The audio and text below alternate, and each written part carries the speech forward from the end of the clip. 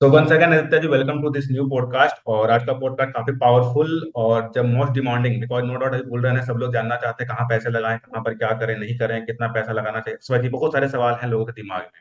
तो starting with short introduction, आप अपने बारे में शॉर्ट्स बताइए, बिकॉज आपकी ऑलरेडी पॉडकास्ट डली पड़ी, बट फिर भी एक शॉर्ट इंट्रोडक्शन दीजिए, आपका बैकग्राउंड या फिर आप अपने बारे में थोड़ा सा बताइए। Okay. So first of all thank you so much Roshan ji. और ये सेशन हम लोग काफी दिन से करना चाह रहे थे। तो प्रॉपर टाइम डिसाइड कर लिए क्योंकि होली से पहले ही कर ले ज्यादा अच्छा रहेगा। और आज आईपीएल तो भी है। मैं बिल्कुल राइट। बिल्कुल। तो सभी लोग वहां बिजी होंगे, तब तक हम लोग अपना ये काम कर लेते हैं। राइट। तो ये वीडियो इंपॉर्टेंट थी क्योंकि अब बुल रन आने वाला है इस साल, और वो लोग भी आएंगे जिनको क्रिप्टो से नफरत थी, शायद उनको लग रहा था कि क्रिप्टो खत्म, और वो लोग भी घुसेंगे, इन्वॉल्वमेंट लेंगे, तो उनके लिए भी थोड़ा बहुत ये फील्ड थोड़ा इंटरेस्टिंग। नॉलेज रहेगा। और ये सेशन को आप बहुत ध्यान से समझें क्योंकि यहाँ पे बहुत सारी चीजें मैटर करेंगी, और आगे भी सेशन ये होंगे, होते रहेंगे पूरे बुलरन तक, यानी कि मान लीजिए दिसंबर लास्ट तक। तो फर्स्ट ऑफ ऑल मेरा नाम आदित्य है और मैं कानपुर से बिलोंग करता हूँ। उत्तर प्रदेश, कानपुर से, बहुत से लोग जानते होंगे। और मेरा बैकग्राउंड सिविल से है, मैं सिविल इंजीनियर हूँ। जैसे कि रोशन जी भी एक मैकेनिकल इंजीनियर है। तो हमारा कोई बैकग्राउंड प्रॉपर ऐसा नहीं रहा है कि हम पहले से इस फील्ड में रहे हैं। हम ये सब करने के बाद यहाँ पे आए हैं। तो इसका मतलब ये नहीं होता कि आप किसी स्ट्रीम से बिलोंग करते तो आप यहाँ आ सकते हो, कोई भी पर्सन यहाँ पे आ सकता है। बट हाँ, स्टार्टिंग में उसको 2-3 साल ये सोचना होगा कि भाई मुझे कुछ नहीं आता, मुझे मार्केट में सीखना पड़ेगा। और यही हमारे साथ भी हुआ है। और आज भी हम लोग सीख रहे हैं। हर दिन हमें कुछ ना कुछ नया मिलता है। हर दिन कुछ ना कुछ चैलेंज होता है। मैं कुछ इनसे पूछता हूँ, फिर ऊपर पूछना पड़ता है कि जो हमसे पहले हैं। तो बहुत सारी चीजें होती हैं। चलिए, काफी नॉलेजेबल होने वाला है, काफी वैल्यूबल। और सबसे अच्छी बात, ये एक ऐसा टॉपिक अभी करंट जो हर एक पर्सन सर्च कर रहा है, जो भी मतलब एटलीस्ट थोड़ा बहुत भी नॉलेज रखता है, सिंपली। क्योंकि जितना मैं देख रहा हूँ आजकल सर्च में काफी ज्यादा सर्च के जो कीवर्ड्स तो काफी बढ़ चुके हैं इस वर्ड्स के रिलेटेड। तो चलो स्टार्ट करते हैं सेशन को। और सबसे पहला बेसिक सवाल रहेगा, नो डाउट, जो बुलरन आती है वो आती है बिटकॉइन हाल्विंग से। तो what do you mean by bitcoin halving according to you?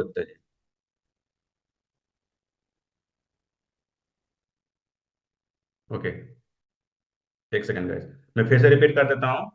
Bitcoin halving से क्या मतलब है? आदित्य जी, आपका बताइए थोड़ा सा, बिटकॉइन हाल्विंग क्या होती है? हाँ। तो हाल्विंग को समझने के लिए हम लोग, जैसे जो लोग पहले से क्रिप्टो के बारे में जानते हैं, उन्होंने बर्निंग वर्ड बहुत सुना होगा, जो कि ये कॉइन में बर्निंग हो रही है। बर्निंग का बेसिकली जो मैकेनिज्म, अगर आप वो समझ जाओ तो हाल्विंग आपको समझ जाएगी, लेकिन हाल्विंग बिल्कुल टोटली डिफरेंट होती है। बहुत सारे लोगों ओके। को लग रहा है कि हाल्विंग और बर्निंग सेम ही है। तो थोड़ा सा हाल्विंग को समझ लेते हैं। हाल्विंग बेसिकली ब्लॉक साइज पे होता है, यानी कि जो भी क्रिप्टो का ट्रांजेक्शन हो रहा है उसमें एक ब्लॉक में वो डाटा स्टोर होता है।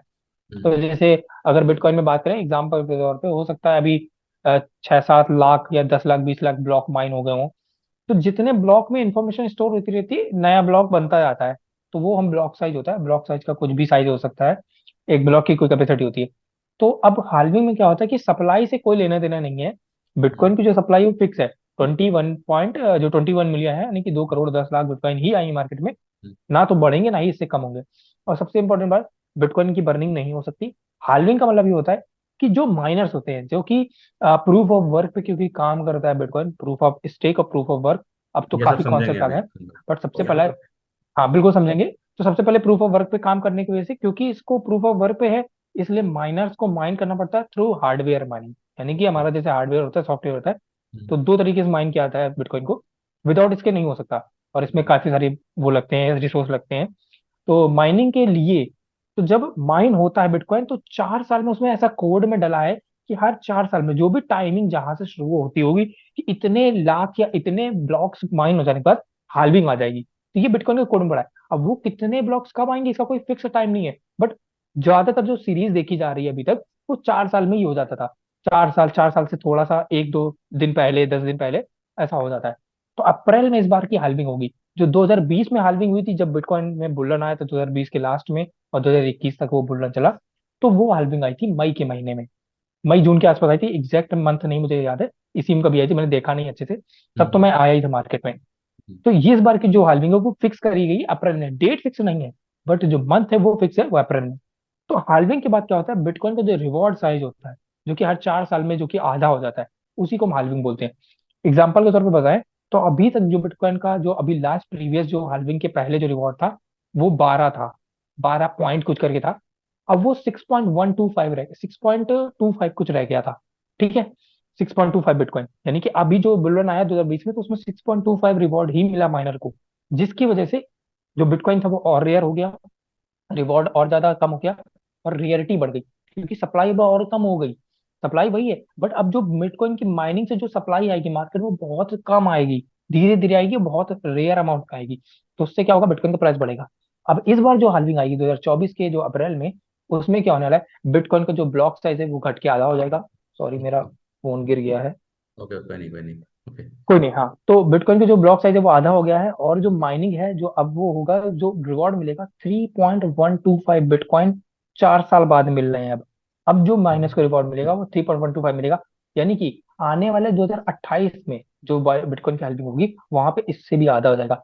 अब ये क्यों हो रही है, इससे क्या होता है, सप्लाई कम होती जाएगी, यानी कि कम से कम आएगा, और यही बिटकॉइन के प्राइस को पुश करेगा। क्योंकि भाई जब सप्लाई होगी नहीं, डिमांड होगी, हर कोई खरीदना चाहता है, तो जाहिर सी बात है यही चीज बिटकॉइन को 1 लाख डॉलर क्या, ये कई लाख डॉलर भी लेके जाएगी, जो कि आज के आप थंबनेल में देख भी पा रहे होंगे कि कैसे जाने वाला है। कोर्स। तो बहुत अच्छे तरीके से आपने बताया व्हाट इज बिटकॉइन हेल्पिंग। अब हम लोग नेक्स्ट सवाल की ओर चलते हैं। जैसा कि आपने बताया कि 4 साल डिसाइडेड होता है, तो मतलब एक रैंडम है 4 साल, ऐसा तो कंफर्मेशन नहीं 4 साल में होगी, राइट ना? मतलब जो नहीं, भी। ये है 4 साल फिक्स है, 4 साल में हो ही जाती है। हम्म। वो इतना कुछ रेशियो बनाया गया है, उसको कोड में ऐसा हम्म। लिखा गया है कि 4 साल में होनी है। बस ब्लॉक साइज का कुछ रहता है, तो वो चीज नहीं थोड़ा सा कंफर्म होती, कोड में वो चीज लिखी हुई है बिटकॉइन के, हम्म। कि 4 साल में होनी है बिटकॉइन की halving। ओके, चलिए, बहुत अच्छी बात है। तो हम लोग दो क्वेश्चंस कवर कर, हम तीसरी क्वेश्चन को चलते हैं कि जैसा कि आपने कुछ वर्ड्स या फिर कुछ टर्म्स यूज करे थे, proof of work, proof of stake and proof of authority वगैरह, तो ये सारी चीज क्या होती है, इसके बारे में थोड़ा सा ब्रीफ कीजिए हमारे ऑडियंस को। हाँ हाँ, तो अब थोड़ा समझते हैं प्रूफ ऑफ वर्क। तो मैंने थोड़ा सा भी हल्का तो बताया है, तो वो उतना ही मैं आपको बताता हूँ, ज्यादा डीप में नहीं जाएंगे, जो कि मैंने भी शुरुआत में बताया।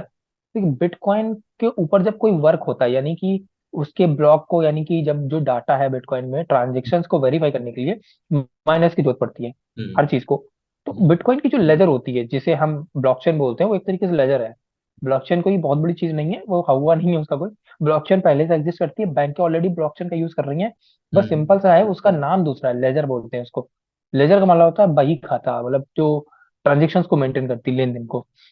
अब इसके अंदर कई चीजें होने लगी, जैसे जब ब्लॉकचेन डेवलप होती गई इसके अंदर इंफॉर्मेशन भी स्टोर होने लगी। बट बेसिकली इसको शुरुआती तौर पे केवल ट्रांजेक्शन्स का, यानी कि पैसे के लेन देन को रजिस्टर करने के लिए, यानी कि उसके इंफॉर्मेशन को वो करने के लिए, क्या कहते हैं अपना, क्या बोलते हैं, रखने के लिए इसका यूज किया गया। तो अब बिटकॉइन की जो ट्रांजेक्शन हो रही भाई, अगर आपने किसी से आधा बिटकॉइन या कुछ भी ट्रांजेक्शन किया, 1-2 बिटकॉइन, उसका लेन देन जो है वो कहाँ रखा जाएगा, उसका हिसाब कहाँ रहेगा कि भाई तुमने इतना ब्लॉकचेन पे, मतलब इतना बिटकॉइन ट्रांसफर किया। तो वो जाके ब्लॉकचेन पे आपके जाके जाके स्टोर होता है। उसको मतलब वेरीफाई करने के लिए कि भाई हाँ ये ट्रांजेक्शन एक्चुअल में हुआ, वो काम होता है माइनर्स का। अब ये कोई अथॉरिटी नहीं होती कि हाँ ये बंदा कर सकता है, वो कोई भी कर सकता है। बशर्ते आपको कुछ इक्विपमेंट चाहिए होते हैं, जैसे आपके पास हार्डवेयर होने चाहिए जो कि बिटकॉइन को माइन करते हैं। वही माइनर ही बिटकॉइन को माइन करने के वक्त उसमें जो ट्रांजेक्शन हो रहा है उसको वेरीफाई करते हैं, और वो ऑटोमेटिक होता है, उसमें कोई बैठ के नहीं करना होता, वो ऑटोमेटिक सब कुछ कैलकुलेशन होती है, और माइन होके वो कंफर्म होता है। उसी का जो रिवॉर्ड होता है वो माइनर्स को मिलता है।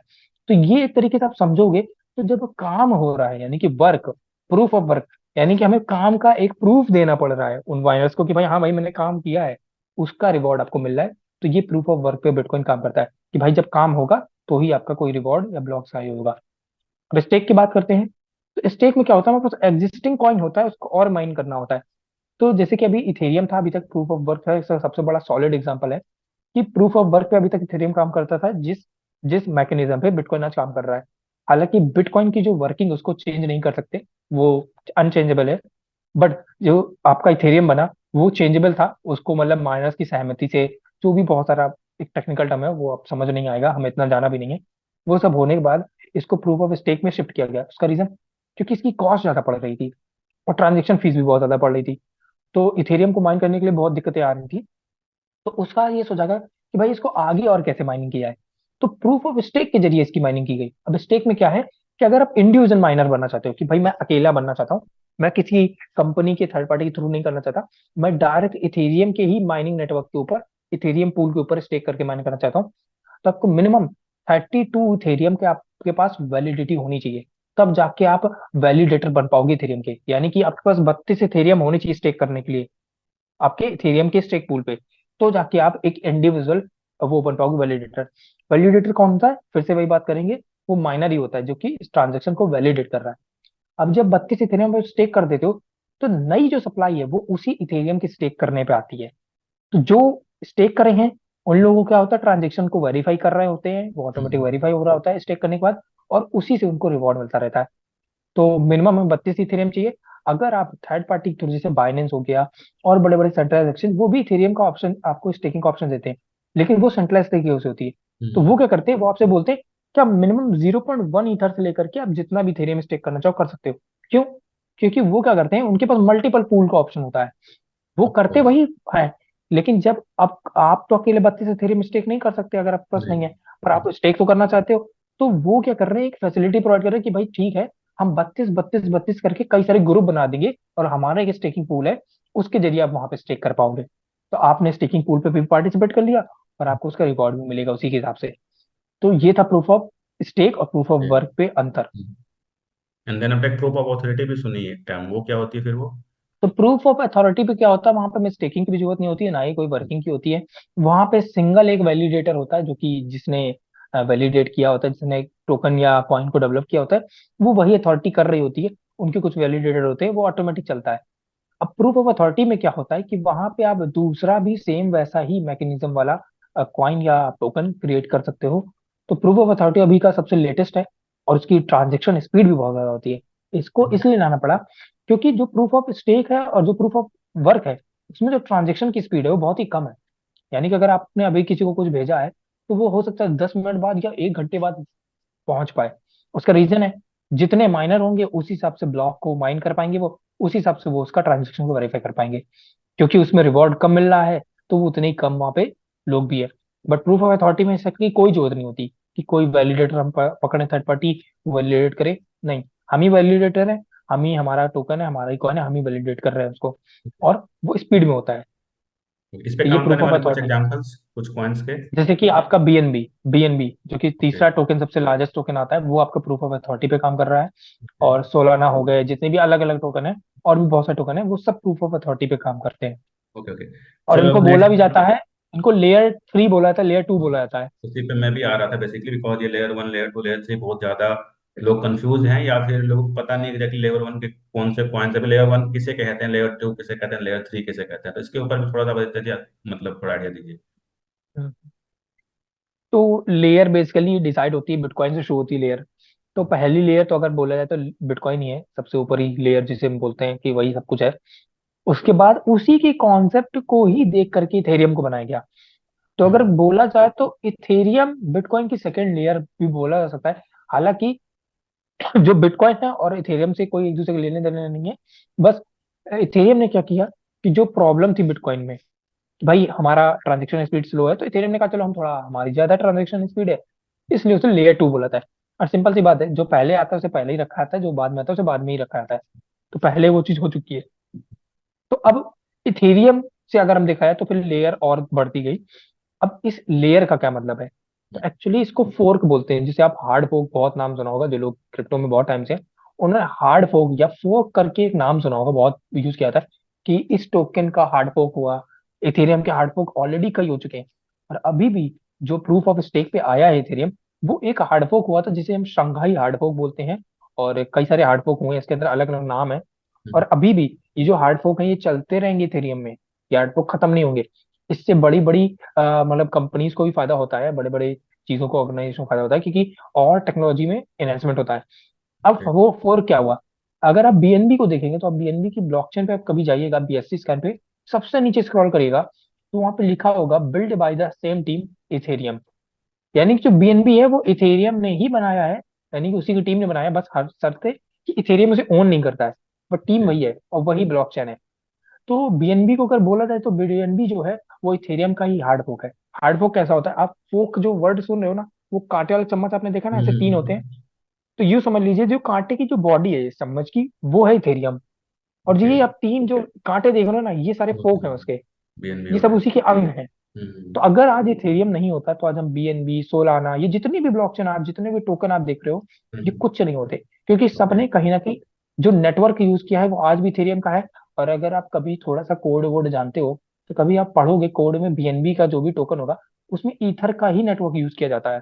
बस हमारा जो ब्लॉकचेन होती है वो बीएनबी की होती है, बाकी सारा नेटवर्क वगैरह सब इथेरियम का ही है, सब कुछ उन्हीं का है।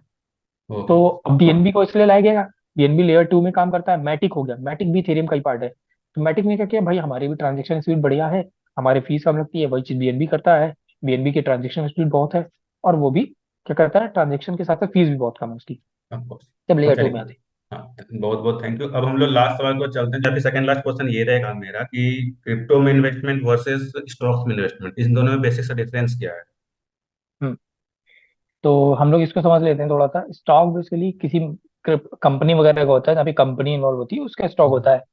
अब स्टॉक की वैल्यू होती है जो भी कंपनी का वैल्यूएशन, उसके हिसाब से सिंपल होता है कि हम जो कोई कंपनी पर अगर इन्वेस्ट कर रहे हैं तो स्टॉक के जरिए कर सकते हो, आप डायरेक्ट हम्म, कंपनी में इन्वेस्ट नहीं कर सकते। और क्रिप्टो की बात करें तो क्रिप्टो बेसिकली किसी कंपनी से या ऑर्गेनाइजेशन से बिलोंग नहीं करता। ये बेसिकली प्रोजेक्ट बेस्ड होते हैं जिसमें कोई टेक्नोलॉजी के बारे में है। और सबसे इंपॉर्टेंट चीज ये होती है कि आप क्रिप्टो को जो होता है फ्रैक्शन में बाई कर सकते हो। फ्रैक्शन मतलब उसका पार्ट भी आप बाई कर सकते हो। यानी कि अगर आज एक बीटीसी की बात करें तो इट इज अप्रॉक्स 53 लाख के आसपास ओन करता है एक बिटकॉइन प्राइस। करंट जब ठीक ये है। शूट हो रही है।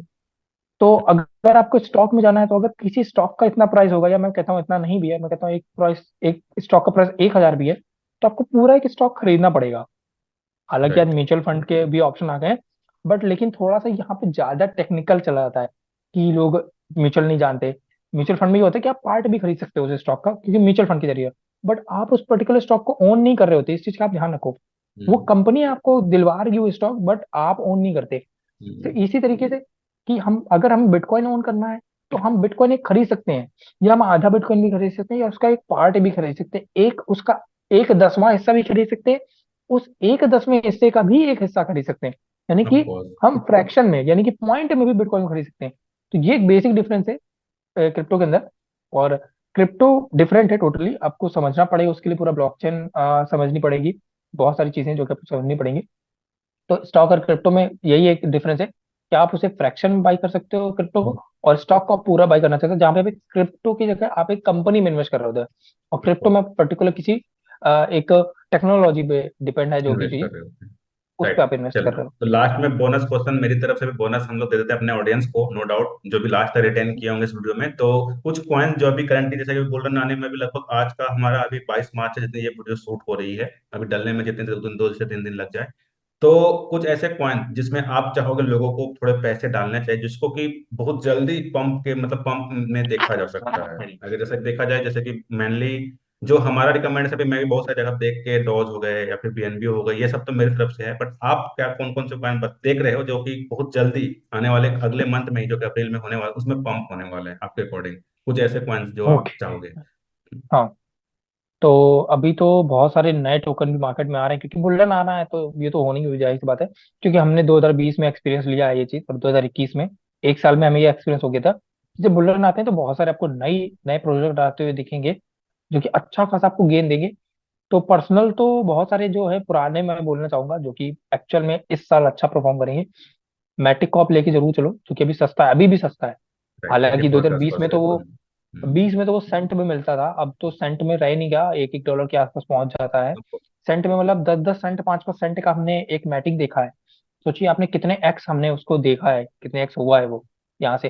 वो मैटिक गया था $7 बिटकॉइन की, जब बुल्डन आया था 2021 में। तो आप सोच सकते हो, किसी ने कल 10 सेंट 20 सेंट में भी खरीदा था मैटिक को, उसने कितने एक्स कर लिया। अभी भी bitcoin is undervalued, sorry, Matic is undervalued. Bitcoin में आप खरीदना चाहते हो तो अब बड़ा फंड लेके चलो, बट अभी मैं खरीदने की सलाह नहीं दूंगा कोई भी कॉइन अभी। अब वेट करो, हाल्विंग हो जाने दो, हाल्विंग के बाद, क्योंकि डंप पे एक आता है। डंप इसलिए आता है क्योंकि वो मार्केट का बिहेवियर है, जैसा बिटकॉइन बिहेव करेगा वैसे मार्केट होगा। और सबसे इंपॉर्टेंट, आप ये मत सोचिए चलो कि बिटकॉइन, सॉरी, ये कॉइन अभी बढ़ रहा है तो ये डंप नहीं होगा। देखिए वो सारा जो बिहेवियर है सब बिटकॉइन के ऊपर ही हो रहा है। कैसे बिहेव करता है सब कुछ, होता क्या है। एक मिनट रुकिएगा रोशन जी, बस एक मिनट। बिहेवियर है बिटकॉइन का, वो ये कहता है कि हर 4 साल में कहता है कि मेरा एक हल्विंग होता है, तो उससे पहले एक डंप होता है, चलता है, और उसके बाद भी एक डंप चलता है। तो अभी देख रहे हो गया बिटकॉइन धीरे धीरे नीचे आ रहा है, देखा ना आपने, 73,000 चला गया।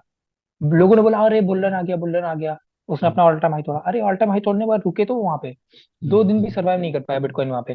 तो ये एक फेक आउट था। हाँ गया, मैं मानता हूँ, नो डाउट, सारे कॉइन्स ने अच्छा खासा परफॉर्म किया, 10x 20x 100x तक कुछ कॉइन चले गए जिनकी मार्केट कैप कम थी। बड़े कॉइन्स ने हालांकि इतना नहीं मारा।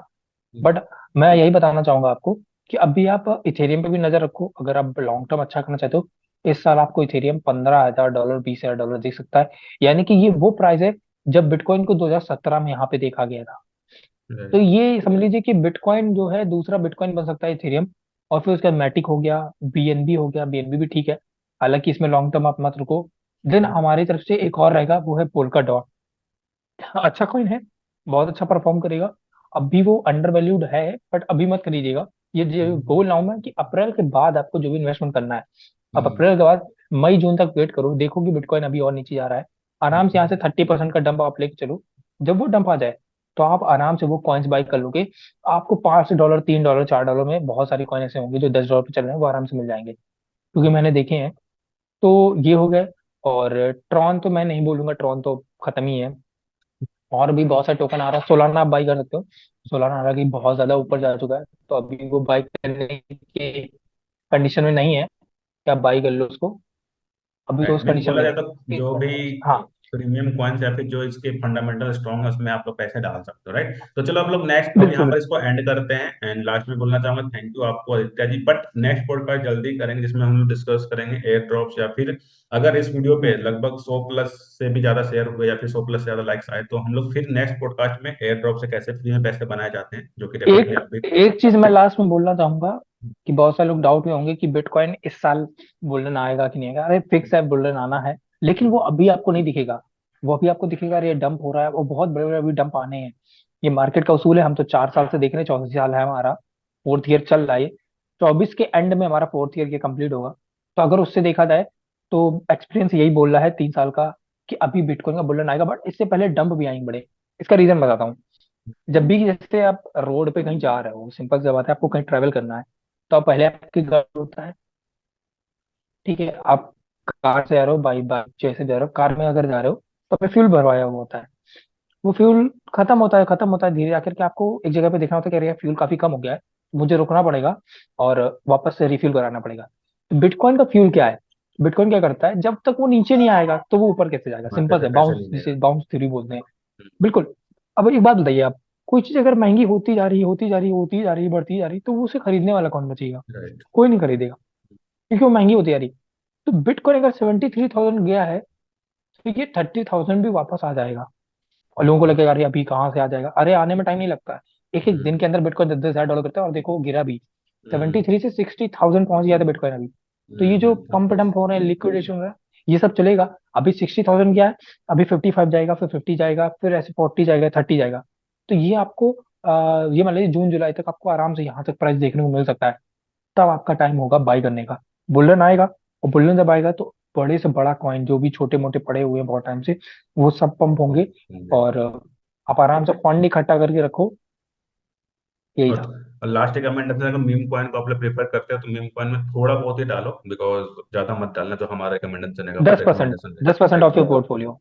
बट इतना चाहूंगा आप सभी ऑडियंस से जो भी वीडियो को लास्ट तक देखते हुए कमेंट में कुछ अच्छा लिखो, अच्छा इन द सेंस कुछ भी नेक्स्ट टॉपिक अगर आपको नीडेड हो, तो इस वीडियो से रिलेटेड कुछ भी प्रॉब्लम्स हो तो भी मेंशन करो। और इस वीडियो को मैक्सिमम लोगों तक शेयर करो, बिकॉज शेयर करने से क्या होता है कि हो सकता है कि इस वीडियो के थ्रू किसी और पर्सन के पास राइट इन्फॉर्मेशन, राइट नॉलेज पहुंच सके और उसके पैसे बच सके, बिकॉज जितना आसानी से हम लोगों ने डिलीवर करा, इसके पीछे लॉस भी हिडन है और डेफिनेटली मैक्सिमम लोग पैसे डुबाते हैं। तो ये ना हो, तो इसके लिए आप कोशिश करो कि मैक्सिमम मैक्सिमम शेयर करो। और अगर ज्यादा शेयर हुआ, एटलीस्ट अगर 100+% 100+ शेयर भी होते हैं, तो नेट पॉडकास्ट जल्द करेंगे जिसमें कि हम लोग फ्री अर्निंग, जो क्रिप्टो से बहुत ज्यादा पॉसिबल है, माइनिंग होती है, ड्रॉप्स, बहुत सारी चीजें हैं, हम लोग वो पॉडकास्ट में सारी चीजें डिटेल में बताएंगे। एंड जो भी पहले लास्ट तक देख रहे हो तो सब्सक्राइब करके जाएं और शेयर करें और कमेंट में अच्छा सा वैल्यूबल फीडबैक दें इस वीडियो से related. So thank you Aditya ji समय देने के लिए, मिलते हैं नेक्स्ट पॉडकास्ट में। या